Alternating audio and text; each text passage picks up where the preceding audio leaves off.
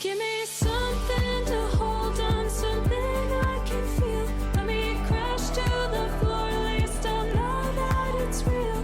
Rock bottom is scary if you've never been before. 'Cause it's easy to lose yourself on the way down. Let me get to the part where I hit solid ground. If I know where I am, then I can start to heal. Give me something I can feel. Richa is sharing how she embraced her prenatal and postpartum depression. Experiencing both prenatal and postpartum depression is called perinatal depression. A visual description of what Kriti and Richa are wearing is Kriti is wearing a turquoise tank top. Richa is wearing a pink with black dots top. Kriti and Richa are sitting on a beige couch with gray pillows to their sides. Welcome to Breaking Barriers with RK. Yes. I'll get you next time. You did get me last time. Welcome back, everybody. Today we are here, and we will be asking Richa about the second part of her journey. Richa, thanks for being vulnerable in the past episodes, sharing how bravely you were describing your symptoms, and we would love to know that phase of postpartum depression, which seemed to be very difficult, very dark, very challenging, how did you overcome it? How did you come out of it? I wanted to say, so the idea of overcoming my mental illness, I want to be honest, I am still taking medicine. So I have not 100% overcome it. I know it's still within me, so if I stop taking medicine, I will relapse. And but the way that I've gotten to the point where I am today, where I feel like myself again, is I had family support, I had therapy, I listened to my therapist, and I also took my medication. My sister, as soon as she found out I was in the psychiatric ward, she came down in the middle of planning her wedding, in the middle of all her research. She came, and my mom quit her job. Oh, wow.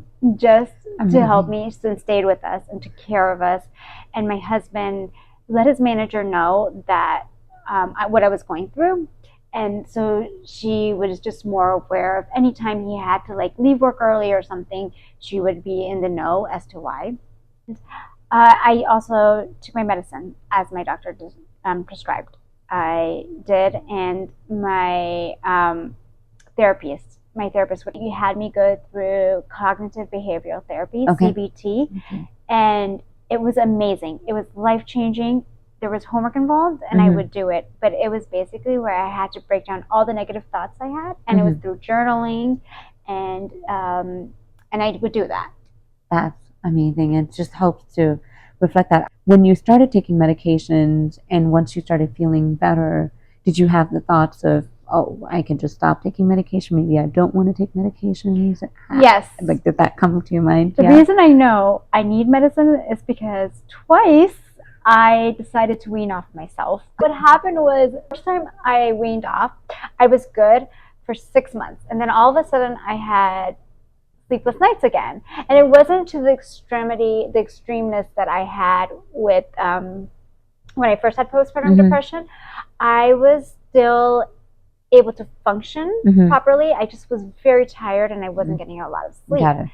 One of those nights, my husband woke up with me in the middle of the night. He was like, "Is everything okay?" And I'm like, I'm starting to not sleep again. It's been happening for a week.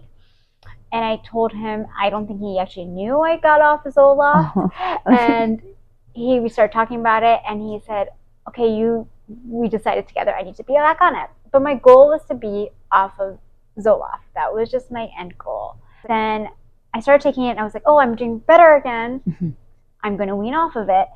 And the second time it happened, I actually relapsed much quicker. I did not have that 6 months of like period of where I was like, oh, I don't need medicine at all. I think it was within like a month. I started getting sleepless nights again, and I was at my parents once in Ohio with the kids, and I remember just leaving the kids at home with my parents and just stepping outside, and I was so tired. I just sat on the sidewalk in the middle of the sidewalk. I sat down, and I was like, I think I'm going to have to be on Zoloft for the rest of my life. And I called my psychiatrist at that point, and I made an appointment with her. So glad you did. She said, you should not wean yourself off. You need to run this by me. Thanks for taking us with this journey of mental illness and overcoming it, because it seems like it happens in bits and pieces, and it happens with multifactorial, approach. And that's good to know, because it's just not one thing will not do it all. It's kind of like constant checking with doctors and your team, the mental wellness team. How did you feel that this is part of your identity? You've embraced it. And at what point did you feel that, okay, now I can share my story and lead with that identity? I definitely felt like I've always embraced it. I've always knew it was a part of me. And although I cried when I was told that I will need to be on medicine, I understood that this was who I was and I needed to take care of it. I've always embraced it. I did want to share my story, but the sharing part was I had to feel like I was myself. I had to be recovered in order for me to share it to the full detail that I share it now. Some of the journey that you went through probably helped you become a more empathetic individual. Yes, I definitely feel like I can relate to people who've been, or when they say they have something going on with them mentally, right away I'm like, I'm going to stop what I'm doing and I'm going to listen to them, because yes, I went through that journey. And I think that is a connection that when you see somebody who has something similar to what you had, you connect right away. Yes. Yeah. And you want to talk about it, and you want to make sure that they're in a comfortable and a safe space, because it gets really dark and scary 100%. To be in it. It's really hard to have conversations about that. So thank you, everybody, for joining us today. Thank you for having me. And I do hope that you all can continue having those conversations like we've been saying, just outside of this. And in the next episode, we are going to be talking with Kruti about accommodations. And please join us for next time. Thank you. See ya. Bye. Bye. Thank you to Mandy Harvey for giving us permission to use her song Something I Can Feel in our intro.